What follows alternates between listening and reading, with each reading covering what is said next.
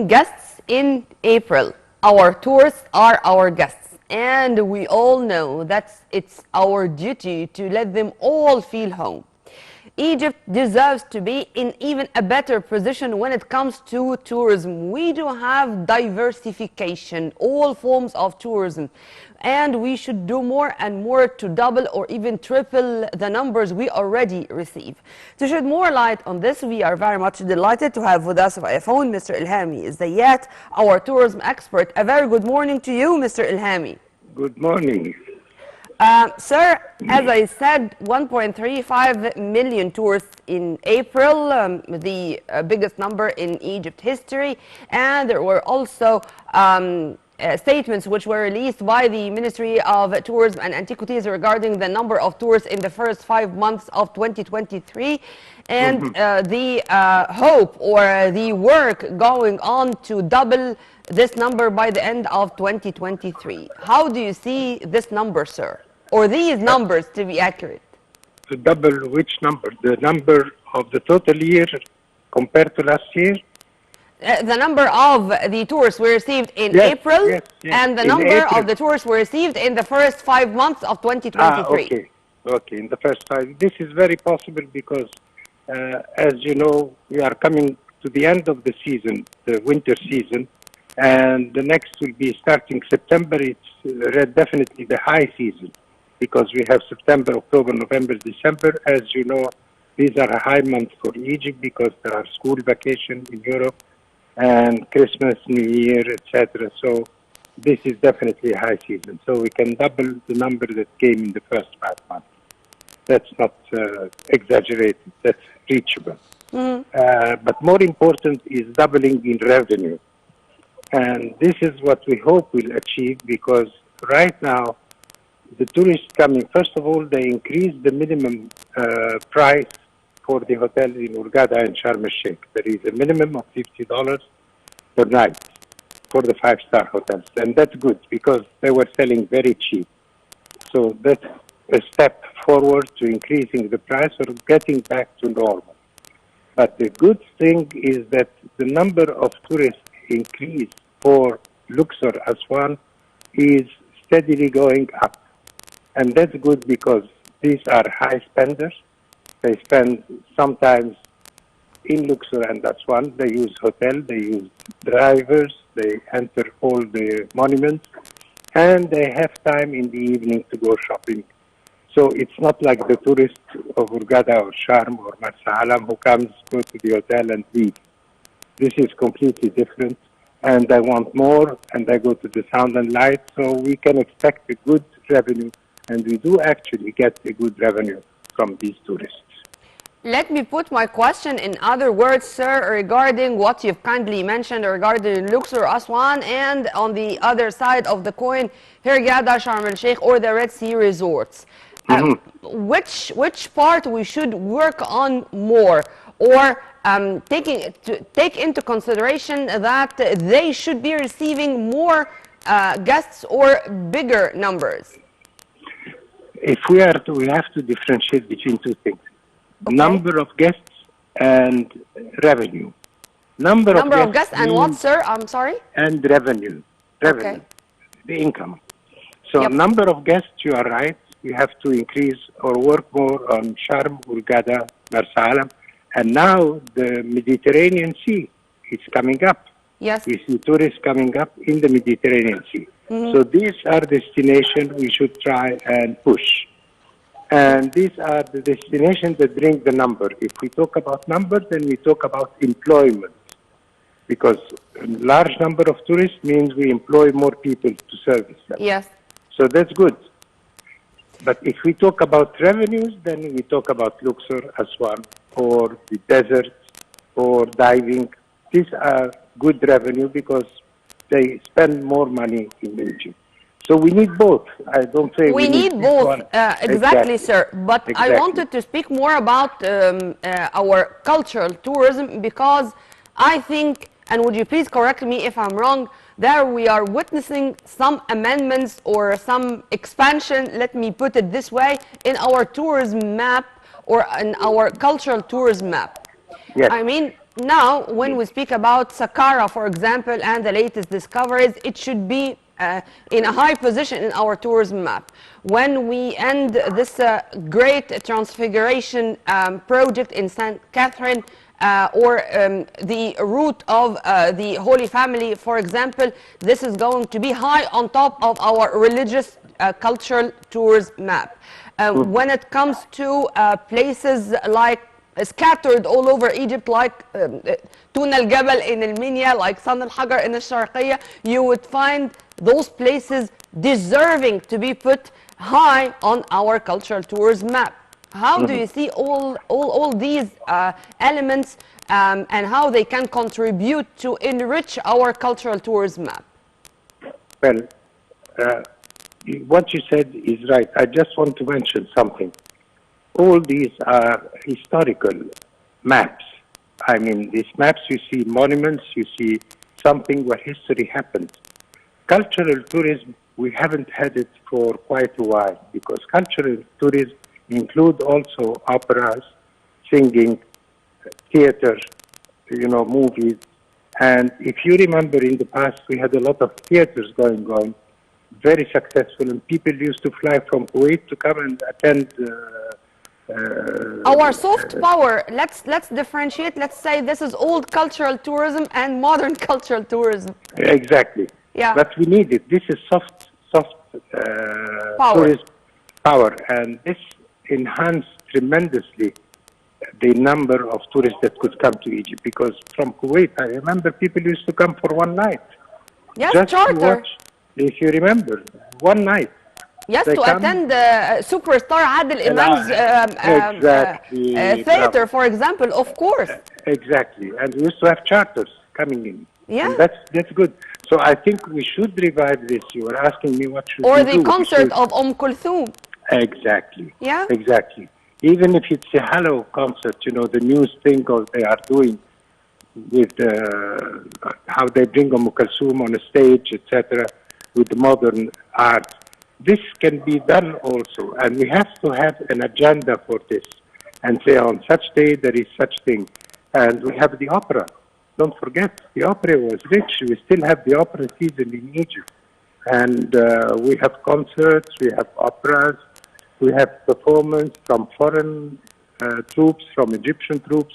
So all the one thing is missing is to put it together, to have a program, so that people can see it and say, I want to come for this event. Plus, of course, what you've rightfully said, we have added many things like the Holy Family visit. Even if people come for one specific site, it's an added tourist. We have now the museum of the new museum, which is on the Grand Egyptian Museum, yes. The gym, which is going to be inaugurated later this year. This is yes. what you mean? No, the Civilization Museum. If you haven't seen it, it's fantastic. It's modern. It gives you the whole history of Egypt in a capsule. And then you see underneath the mummies of the famous pharaohs and queens. Yeah. And this is fantastic, because now you give them the due respect they should have had for a long time. If you remember, in the old museum, they were on the third floor. And if people were going, they were very badly exposed. Now it's absolutely fantastic. When you go in, you feel majesty. You feel something is happening. And then the garden that will be planted around it, 600 acres. And the new road to Maadi. I mean, there are lots of developments happening. And we should see each of them separately. Now, the gem is another story. This is fantastic. This is another story. You're right, sir. Sir, but when you spoke about the concerts, about our art, about our music, about our opera, you reminded me of the wonderful, splendid, marvelous event which took place, I think 3 years ago, the Mummy Convoy. Absolutely. And the celebration which took place, and the Isis hymn, and all Egyptians, all foreigners, the whole world who were amazed with the mummies of our pharaohs and queens, and with the voice voices of our singers, the beautiful singers we had then, the music we had with Maestro Nader Abbasi and our orchestra. How do you see this mix and the importance of holding such concerts, not only to celebrate such a very important event like the Mummy Convoy, but also to introduce our art or music to the world? This mix, I mean. I think this was fabulous.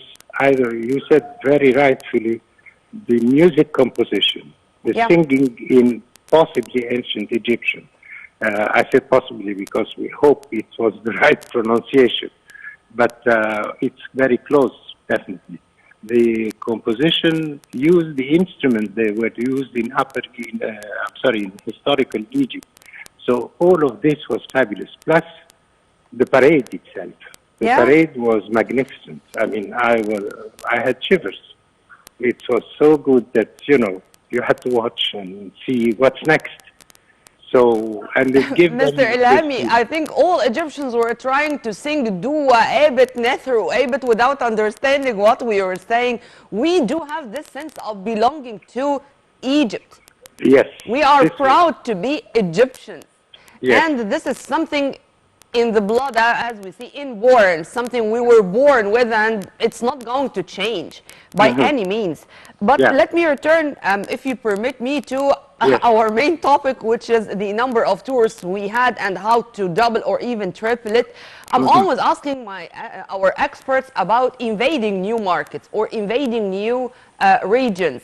And to think not only about the Europeans, maybe Europeans, they even know about our civilization, unfortunately, more than many of us do.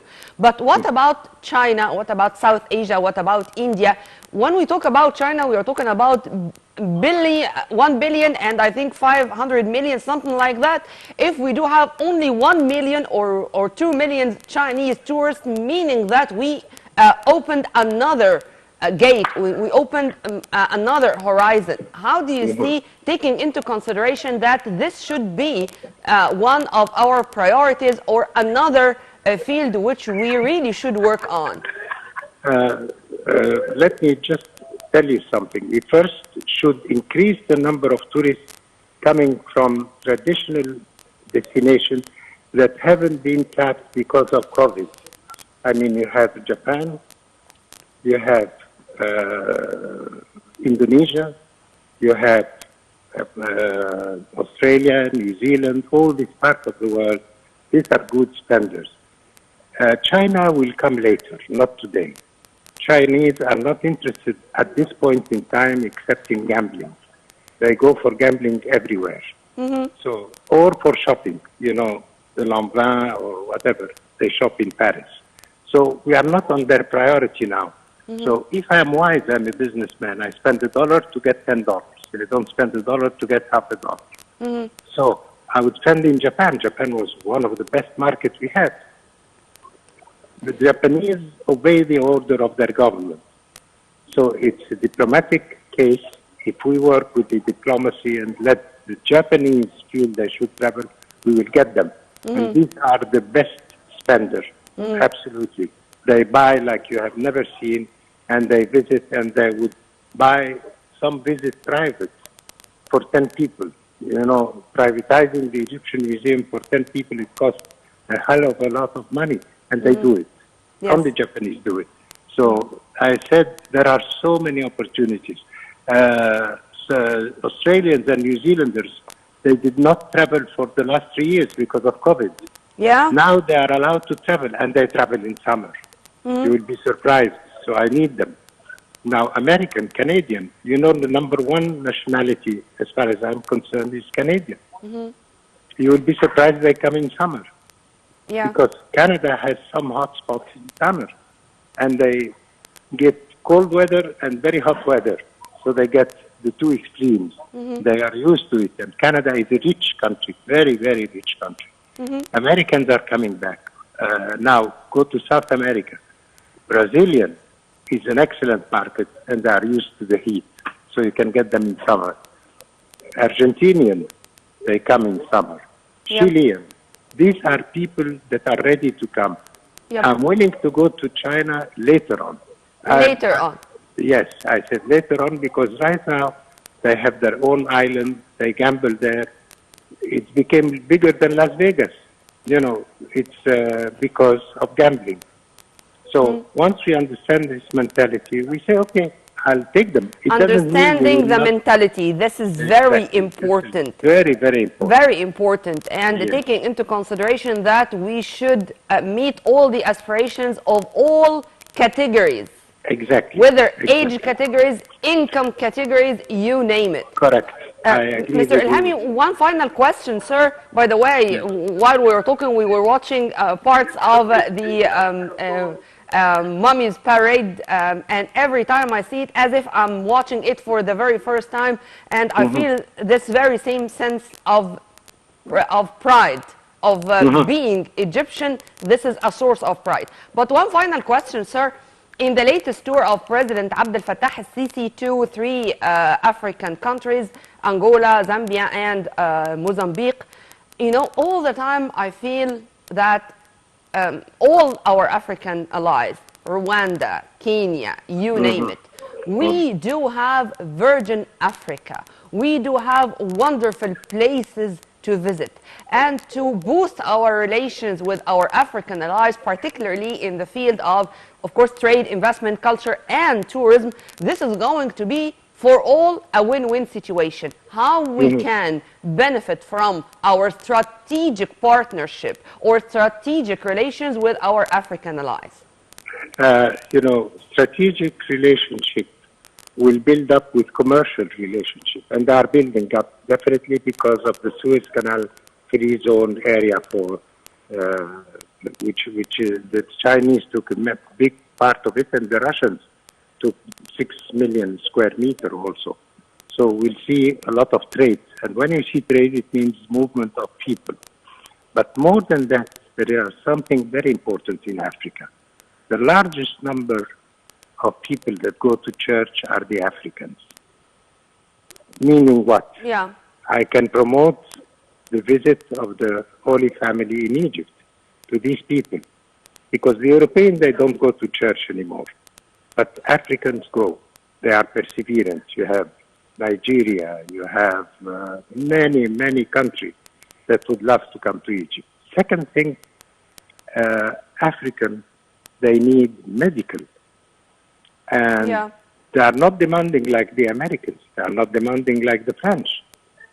So if you know that, for instance, in Chad, they have no hospital, no good hospital for women to deliver kids, to deliver babies.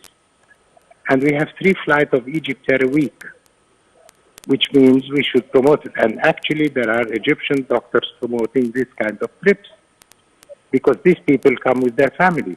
The family takes an apartment next to the hospital.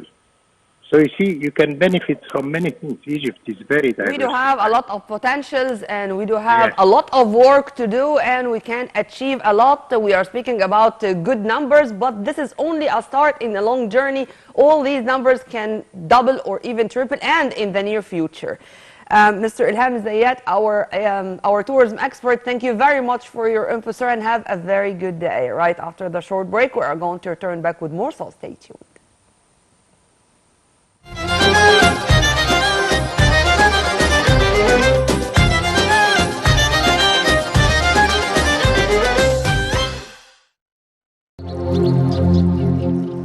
ISIS or Ziat was known